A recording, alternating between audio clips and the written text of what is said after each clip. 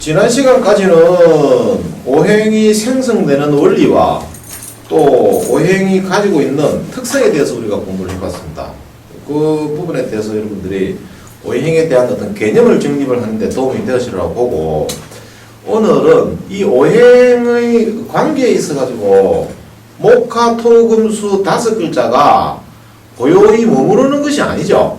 음양이 항상 머물러 있는 것이 아니고 음양은 동적이죠. 자연운동이라는 것은 언제나 변하고 있는 거니까 고요히 머물러 있는 것은 하나도 없습니다. 계절도 변하고 생명체도 변하고 또 변하는 과정이 어떤 주기를 가지고 변합니다. 일정한 규칙을 가지고 변한다, 이런 얘기죠.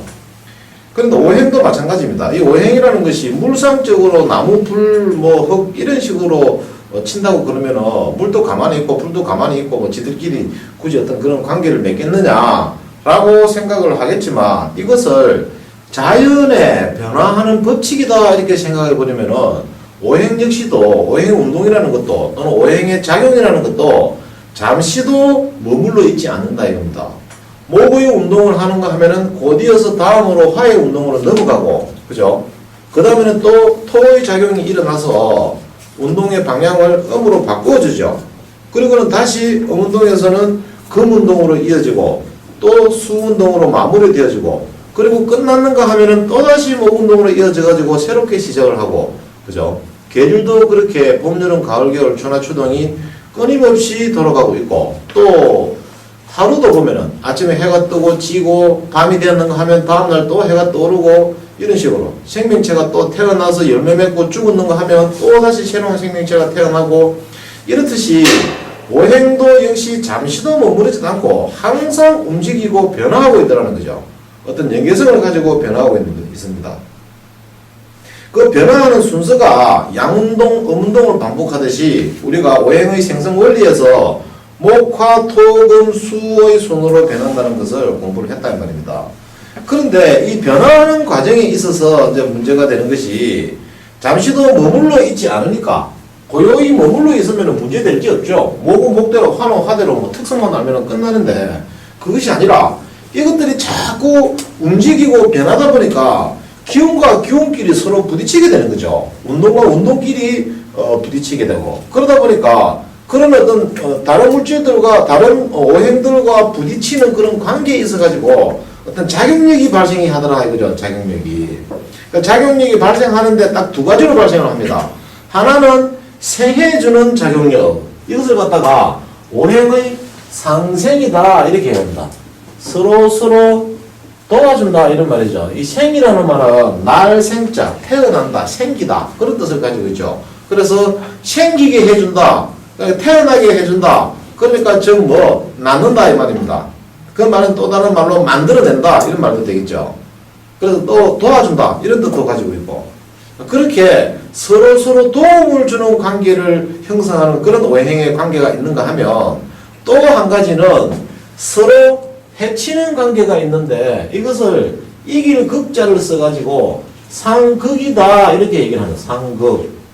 상극이다 하면 극한다 이 말은 이긴다, 해친다, 즉 다시 말하고 작용력을 무력하게 만든다, 올바른 자기 역할을 하지 못하게끔 억제한다, 제어한다, 뭐 이런 뜻을 가지고 있습니다. 이 두 가지 작용이 일어난다는 거죠. 다른 작용은 없습니다. 이 두 가지 작용밖에 없어요. 그래서 이 상생하는 작용과 상극하는 작용을 합쳐가지고 생과 극을 따와가지고 오행의 생극작용이다 이렇게 얘기를 하는 겁니다. 자, 이 오행의 생극작용이 대단히 중요합니다.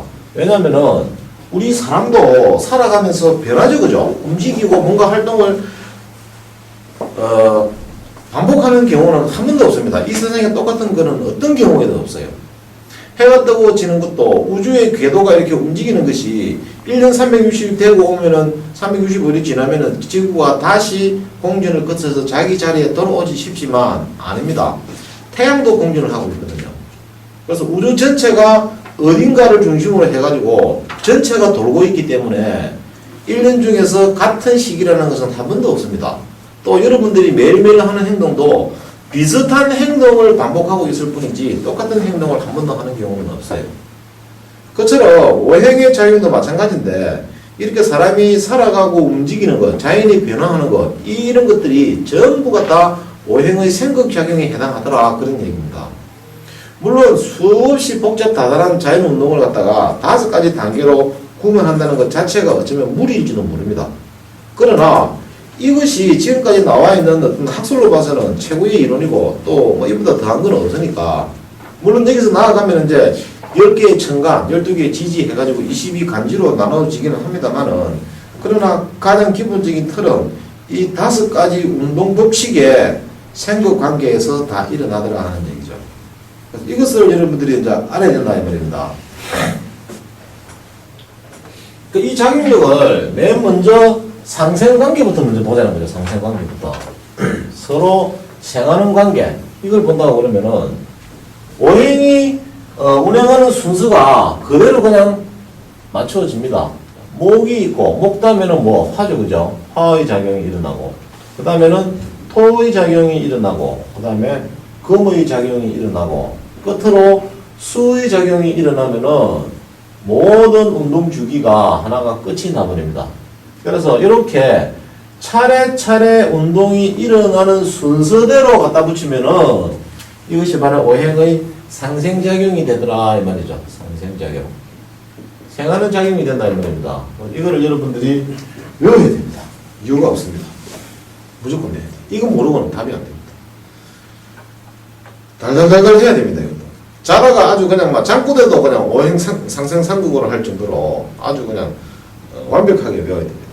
쉽죠, 그죠? 매일 공부해왔으니까 목생화, 목은 화를 만나면은 생해주더라 이 말이죠. 그래서 목생화의 관계가 일어납니다. 그래서 목생화 쉽죠, 그죠?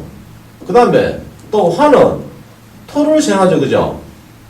또 화생토, 토는 금을 생해서 토생금의 관계가 일어나고 또 금은 수를 생함으로 금생수 관계가 일어나고 수는 목을 생함으로 수생목의 관계가 일어나죠, 그죠? 그리고 다시 또 목은 화를 생하고 이렇게 끊임없이 서로서로 생해주고 도와주고 하는 그런 관계가 만들어지는데 이것을 오행의 상생관계 5가지다 말입니다. 이거는 이유 없이 그냥 외워야 됩니다. 자, 그러면 구체적으로 상생한다 하는 이 말의 뜻을 한번 알아볼 필요가 있겠죠. 상생한다는 말의 뜻을 알아야만이 나중에 여러분들이 해석을 할 적에 어떤 그런 생관계가 딱 만들어졌을 때 아, 이거는 이렇게 해석을 해야 되겠구나 하는 어떤 그런 해석의 기준을 느낌을 받을 수가 있을 겁니다. 자, 상생한다 하는 이런 의미는 제일 먼저 글자 그대로 풀이하면은 살려준다 하는 말이 되겠죠, 그죠? 살려준다는 뜻이 있습니다. 살려준다. 그 다음에 또 도와준다 이런 말도 있습니다. 힘을 북돋워준다. 자, 살려준다 하는 말은 목이 화를 갖다가 만든다 이 말입니다. 만든다. 물상적으로 표현을 하면은 나무를 떼서 불을 일으키니, 그죠? 그렇게 해석을 해도 됩니다. 그렇게 하면 여러분들이 이해가 좀 잘 되실 거예요. 그러나 꼭 그런 개념이라보다도 목에 의해서 화가 태어난다 이 말이죠. 여러분들은 어디서 태어났습니까? 부모님으로부터 물려받은 몸이죠, 그죠? 부모님이 나를 낳아줬다 이 말이죠. 나를 생해줬다 이 말이죠. 그래서 사주 해석에 있어도 나를 생해주는 관계를 내가 하라 그러면 목을 나의 어머니로 칩니다. 어머니 뱃속에서 나왔으니까.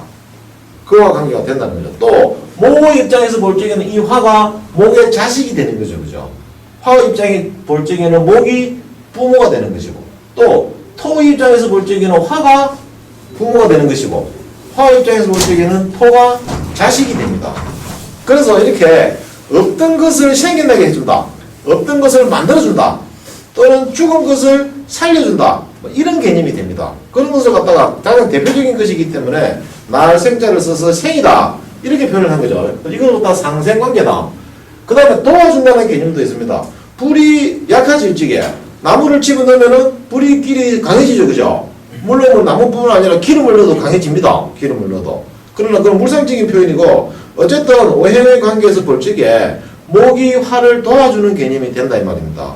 그래서 화는 목을 만나면 반갑죠. 약한 상태에서는 목을 만나면은 자기 힘을 얻으니까 좋다 이거죠.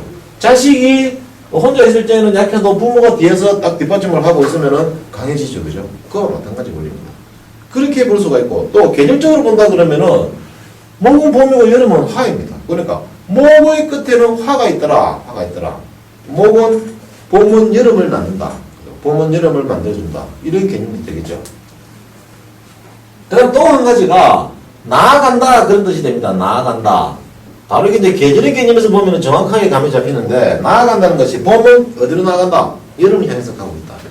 그래서 목생화 그러면은 목이 화를 생하기도 하고 목이 화를 도와주기도 하고 목은 화를 향해서 나아가기도 한다.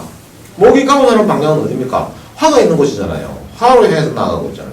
그리고 자기의 작용력이 끝나면은 다시 화가 그 운동을 이어받아서 계속을 하게 되죠. 그죠? 그러니까 목은 화에게로 나아간다. 그 다음에 변화한다 또는 이거 다 화한다. 화한다. 변해버려서 없어져 버린다. 목이 화로 화한다. 변화한다 이 말입니다. 나무를 태우니까 나중에 어떻습니까? 나무는 없어지고 불만 남았죠. 그죠? 그처럼. 그래서 목은 화로 화한다. 변한다 이 말이죠.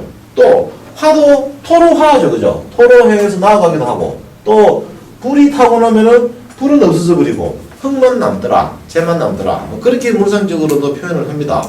그래서 화한다. 이 말은 즉 변화한다. 소멸되어서 없어진다. 그 작용력으로 그냥 변한다. 이런 뜻이 되겠죠. 그래서 생한다는 이 말 속에는 이런 여러 가지 뜻이 들어있습니다. 단지 그냥 목생화 이래가지고 목이 화를 생한다. 화를 도와준다. 이런 단순한 개념으로 생각을 하면 안 되죠. 여러 가지로 확대해서 해석을 해볼 필요가 있습니다. 자, 그 다음에 중요한 거는 목생화, 화생토, 토생금, 금생수, 수생목 이렇게 목은 화를 생하고 화는 토를 생하고 토는 금을 생하고 금은 수를 생하고 수는 목을 생하고 이런 생하는 관계는 일방의 관계더라 이 말입니다. 일방의 관계. 따라서 쌍방의 관계는 이루어질 수가 없습니다. 무슨 말인지 이해되겠죠? 역방향은 없다 이겁니다. 목생화이지 화생토는 화생목은 없다 이거죠. 없다. 그런 작용은 없습니다. 이게 물상적으로 본다고 그러면은 불이 나무를 따뜻하게 해줘가지고 나무가 온기가 있어서 살아날 수 있다. 그런 해석도 가능하겠지만은 그러나 오행의 생각 관계에서는 그렇게 안 봅니다. 자연의 운동 법칙이라는 게 뒤로 빠꾸 하는 부분은 결코 없습니다. 그런 게 없어요. 예를 들어서 계절이 봄에서 여름으로 바뀌어 가는데 여름에서 봄으로 바뀌는 거 봤습니까? 그건 있을 수가 없죠. 그렇기 때문에 자연의 법칙이 모든 질서가 다 무너져 버립니다. 그 다음에 화에서 또 반드시 토로 넘어가야지 화생토가 되어야지 토생화 이런 건 없더라 이겁니다. 우리가 인간관계에서도 본다고 그러면은 할아버지 할머니가 아버지 어머니를 낳으시고 아버지 어머니가 나를 낳으시고 내가 나의 자식을 낳고 이렇게 생관계가 대를 물려서 유지되어 내려가죠. 내 자식이 나를 낳고 내가 엄마 아버지를 낳고 그런 경우가 있습니까? 있을 수가 없죠. 그죠? 그래서 물성적으로 생각을 하지 마시고 자연의 법칙으로 본다고 그러면은 반드시 이 과정이 역행하는 부분은 없습니다. 일방으로 간단 말이죠. 아침이 되면은 그 다음에 낮이 되고 낮이 되면은 다음에 오후가 되고 오후가 된다는 건 오행사는 뭡니까? 금에 해당되겠죠. 그죠? 해질몰입이니까. 다 잊어버렸어요? 금이라 했잖아요. 아침에 해 뜰 때는 뭡니까? 오행으로 보면 목이죠. 한낮에 태양이 이글거릴 때는 화, 오후에 해질무렵에는 금, 밤에 해가 꼬박 넘어가 붙다. 수, 그렇죠. 그 개념을 잡으려니까. 그러니까 아침 되고 낮 되고 저녁 되고 밤 되고 다시 아침 되지. 아침 되고 그 다음에 밤 되고 이런 건 없잖아요. 그래서 절대 오행의 상생관계를 볼 적에 목생화, 화생토, 토생금, 금생수, 수생목 이렇게까지 거꾸로 목생수, 수생금 이런 건 없다 이 말입니다. 그래서 금과 수가 사이가 좋으니까 금은 수를 도와주고 그러면 수도 지가 인간적으로 가만히 있겠냐? 지도 금을 도와주지. 이런 논리는 없습니다. 자연에서는. 그래서 받은 만큼 어디로 줍니까? 자기 다음 세대에 넘겨주는 거죠. 이런 어떤 순환의 법칙만 있을 뿐입니다. 내가 받았다 해가지고 돌려주는 건 없다 이 말이죠. 생관계에서. 그래서 이거를 상생이나 상국도 마찬가지고 그런 역의 관계는 존재하지 않는다. 이거를 갖다 여러분들이 꿈에서라도 외워야 됩니다. 꿈에서라도. 목생화, 화생토, 토생금, 금생, 수, 수생, 뭐 이게 기억이 잘 안 난다고 그러면은 이렇게 오행의 생성 원리를 한번 생각을 해보세요. 크게 나눠 보면은 이렇게 양의 영역이 있고 음의 영역이 있고 두 가지가 있죠, 그죠? 여기서 양과 음을 중재하는 것을 갖다가 토다 이렇게 가정을 해놓고 양의 첫 운동을 목이다, 두 번째 작용을 하다, 음의 첫 작용을 금이다, 그 다음에 수다, 이렇게 목화 토금 수 다섯 가지로 배웠습니다. 형성된다는 걸. 그럼 저 순서대로 배우면 문제겠죠, 그죠? 그죠? 목생 화, 화생 토, 토생 금, 금생 수, 다시 수생 목 이렇게 넘어. 이런 순서만 딱 외우고 있으면은 별로 뭐 그렇게 혼돈이 없을 겁니다. 천간도 저기서 만들어지는 겁니다. 결국 여기서 양음을 두 개씩 나눠버리면은 천간이죠, 그죠? 갑을 경정, 무기 경정 나오니까. 그럼 그것도 오행을 외울 적에도 목화 토금수 이렇게 순서대로 외워버리면은 별로 어렵지가 않습니다. 자, 이것이 오행의 상생관계이고 이 상생관계를 잠시도 잊지 말라는 거죠.